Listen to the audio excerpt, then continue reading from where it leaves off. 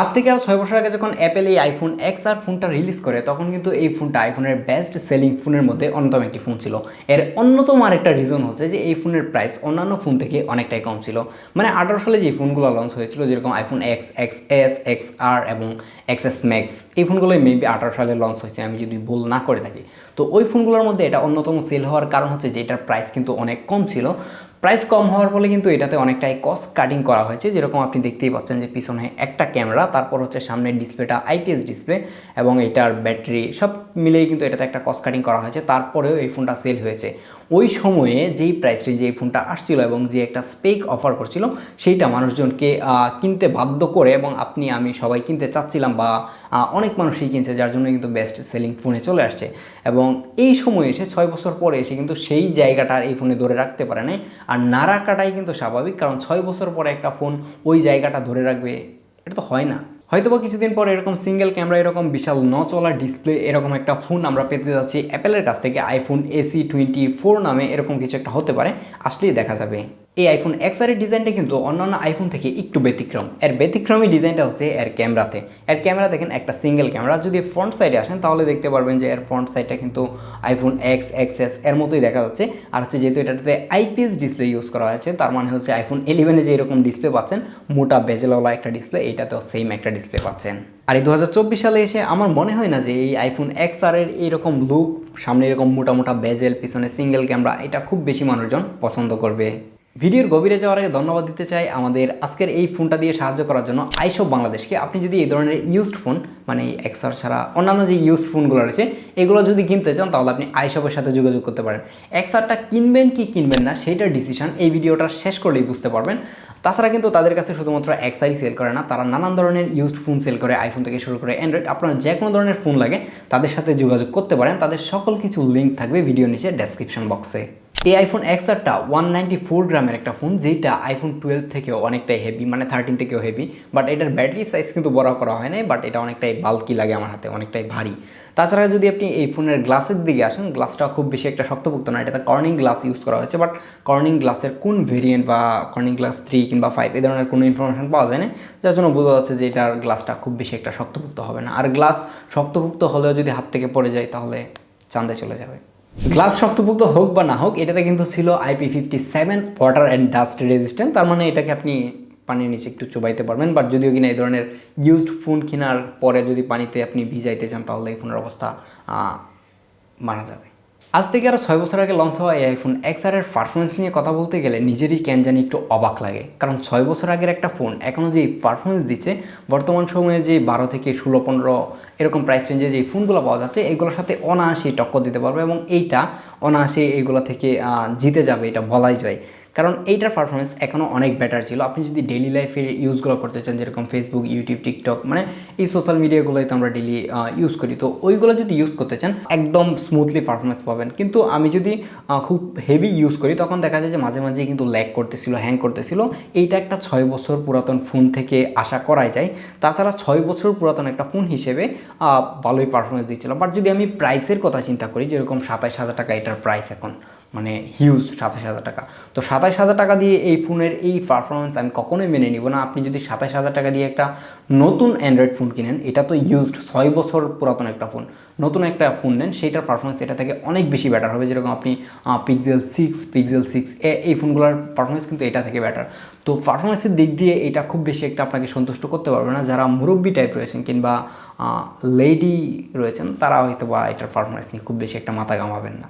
তাছাড়া যদি আপনি এটা দিয়ে গেমিং করতে চান তাহলে তো এক কথায় না বললেই চলে, কারণ এটা দিয়ে গেমিং করা অসম্ভব বলার কারণ হচ্ছে যে এটা এখনও যে পারফরমেন্স দিচ্ছিল এই পারফরমেন্স দিয়ে খেলা যায়, মাঝে মাঝে ল্যাগ করে, বাট এটা প্রচুর পরিমাণে হিট হয়ে যাচ্ছিলো, যেটা আপনার হাতে রেখে গেম খেলাটা অসম্ভব হয়ে যাবে। তাছাড়া এটার ব্যাটারি লাইফ একদমই বাজে, যেটা নিয়ে আমরা ভিডিওর শেষে কথা বলছি।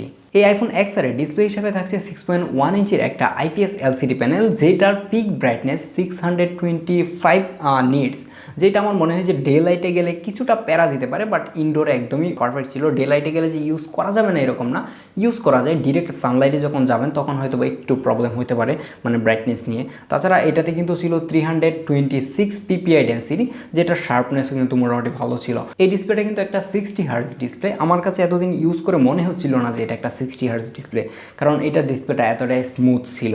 আপনারা হয়তো অনেকেই জানেন যে আইফোনের ডিসপ্লে কতটা স্মুথ, আর আমার হাতের এই ইউনিটটার ট্রুটন ঠিকঠাক কাজ করে। আপনারা হয়তো সবাই জানেন যে আইফোনের ট্রুটন যদি কাজ না করে তার মানে হচ্ছে ডিসপ্লে চেঞ্জ। অনেক সময় অনেকেই বলে থাকে যে আপডেট আসার কারণে ট্রুটন কাজ করতেছে না। এগুলো আমার কাছে একটা স্ক্যাম বলেই মনে হয়। অন্যান্য আইফোনে যেরকম 2-3টা ক্যামেরা থাকে, বাট এই আইফোন এক্সআরে কিন্তু মাত্র একটা ক্যামেরা। এর পিছনে একটা 12 মেগাপিক্সেলের ক্যামেরা রয়েছে, যেটার অ্যাপারচার f1.8 এবং এটাতে থাকছে OIS। এর পিছনের ব্যাক ক্যামেরা দিয়ে আপনি সর্বোচ্চ 4K তে 30 fps এ ভিডিও রেকর্ড করতে পারবেন। চলুন এর ব্যাক ক্যামেরার কিছু ভিডিও এবং ছবি দেখে আসি।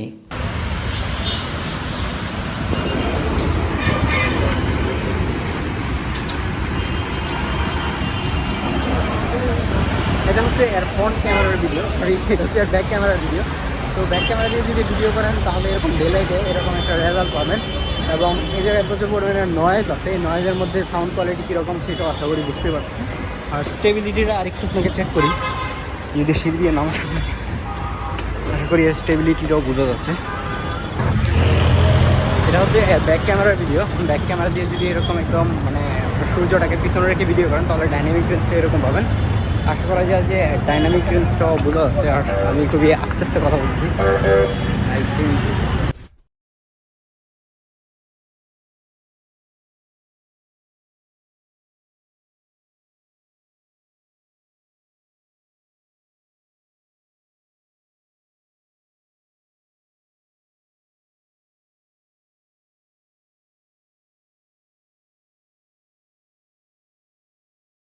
আরেকটা জিনিস জানলে অবাক হবেন যে আইফোন এক্স আর যে ফোনটা রয়েছে এটা সেলফিতে ইউজ করা হয়েছিল একটা 7 মেগাপিক্সেলের ক্যামেরা। বর্তমান সময়ে যদি 10,000 টাকা দিয়ে একটা ফোন কিনা যায়, ওইটার ফোনের সেলফি ক্যামেরা দেখা যায় যে 32 মেগাপিক্সেল কিংবা 48 মেগাপিক্সেল হয়ে যায়, বাট এইটাতে 7 মেগাপিক্সেল। যদিও কিনা আইফোনে 7 মেগাপিক্সেল কিংবা 12 মেগাপিক্সেল অ্যান্ড্রয়েডের 108 মেগাপিক্সেলের সাথে খুব ভালোভাবেই কম্পিট করতে পারে। যদিও কিনা এর সেলফি ক্যামেরাটা খুব বেশি একটা জাতের না বর্তমান সময় অনুযায়ী। তো চলুন দেখে আসি এর কিছু পিকচার স্যাম্পল এবং ভিডিও কোয়ালিটি। এটা হচ্ছে এর front camera low light video test.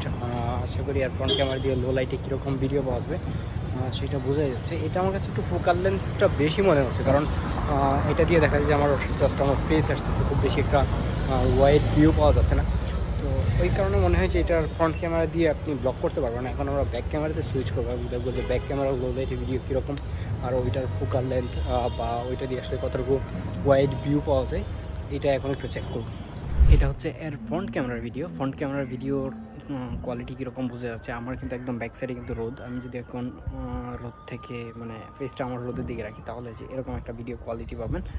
এটা অনেকটাই ক্রপ মনে হচ্ছে। আমার কাছে মনে হচ্ছে না যে এটা দিয়ে ব্লগিং করা সম্ভব, কারণ জাস্ট ফেসটা দেখা যাচ্ছে। আমার হাতটা যদিও কিনা খুব বেশি বড় না, তারপরেও মনে হচ্ছে কেন জানি এটা অনেকটাই টাইট ফ্রেমটা একটু বেশি যদি ভিউ হতো, মানে একটু যদি ওয়াইড রেকর্ড করতে পারতো তখন একটু বেটার ভিডিও পাওয়া যেত। তাছাড়া এর স্টেবিলিটি মোটামুটি ভালো, চালানোর মতো। কিন্তু 7 মেগাপিক্সেল হওয়ার ফলে কিন্তু এটাতে কিন্তু আমরা 4K তে ভিডিও সাপোর্ট পাচ্ছি না, 1080p ভিডিও। তাছাড়াও এর ভিডিওটা খুব বেশি একটা শার্পও না। স্টেবিলিটি যখন একটু দৌড়াদৌড়ি করেন তখন দেখতে পারবেন যে জিকারি একটা কীরকম যেন একটা হয়ে যাচ্ছিলো। তাছাড়া ওভারঅল যদি দেখি তাহলে খুব বেশি একটা চালানোর মতো না, বাট যদি আপনি এক্সআর নিতে চান তাহলে এরকম একটা ভিডিও কোয়ালিটি আশা করি পাবেন।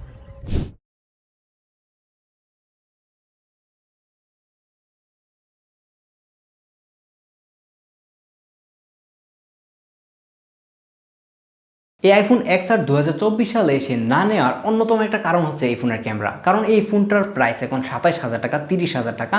তো এই প্রাইস রেঞ্জে আমার মনে হয় যে এই ক্যামেরাটা এখন যে আউটপুট দিচ্ছে সেটা একদমই অর্থিত না। কারণ হচ্ছে যে এই প্রাইস রেঞ্জে যদি আপনি কোনো অ্যান্ড্রয়েড ফোন কিনেন, যেরকম এই প্রাইসে আপনি পাবেন পিক্সেল 6a, পিক্সেল 6 কিংবা আপনি পিক্সেল 7a, এর প্রাইসটা একটু বেশি হয়ে যাবে। পিক্সেল 7-এ না যান, আপনি 6a যদি দেখেন। তাছাড়া স্যামসাংয়ের কিছু ডিভাইস রয়েছে এই প্রাইস রেঞ্জে, ওই ফোনগুলোর ক্যামেরা এইটা থেকে মাচ মোর বেটার।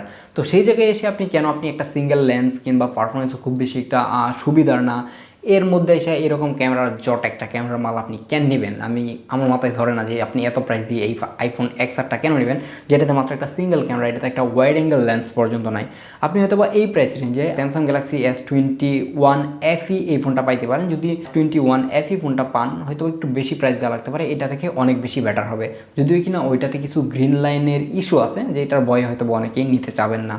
আর আমার কাছে মনে হচ্ছে যে পার্সোনালি এই ফোন যদি কেউ ক্যামেরার জন্য নিতে চান তাহলে এই ফোন থেকে অনেক দূরে দূরে থাকবেন।